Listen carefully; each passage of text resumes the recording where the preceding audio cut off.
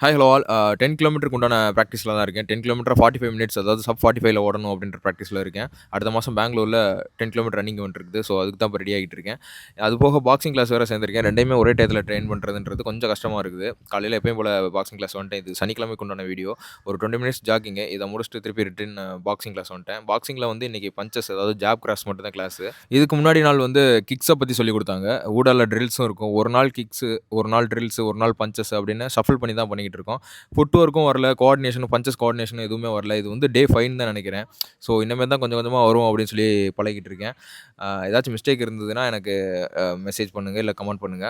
அது போக வந்து இன்னைக்கு வந்து 3000 மீட்டர் ரன்னிங் பிராக்டிஸ் இருக்குது. நம்ம 10 கிலோமீட்டர் ஈவென்ட்க்கு. ஸோ அது வந்து 8 மணி ஆயிருச்சு நான் ரன்னிங் ஸ்டார்ட் பண்றதுக்கு. ரொம்ப டீஹைட்ரேட் ஆகி ரொம்ப கஷ்டப்பட்டு தான் முடிச்சேன். ஒரு 4:20 பேஸ்ல தான் முடிச்சேன் நானு. 13 நிமிஷம் ஆச்சு. 2யுமே சேர்த்து பண்றதுனால எனர்ஜி அந்த அளவுக்கு பத்தல. ப்ரீ ஒர்க் அவுட்டா ஏதாச்சும் எடுக்கலாம் அப்படின்னு பார்க்குறேன். அதுவுமே உங்களுக்கு கனெக்ட். ஏதாச்சும் தோணுச்சு அப்படின்னா சஜெஸ்ட் ஓகே சார். பண்ணுங்க.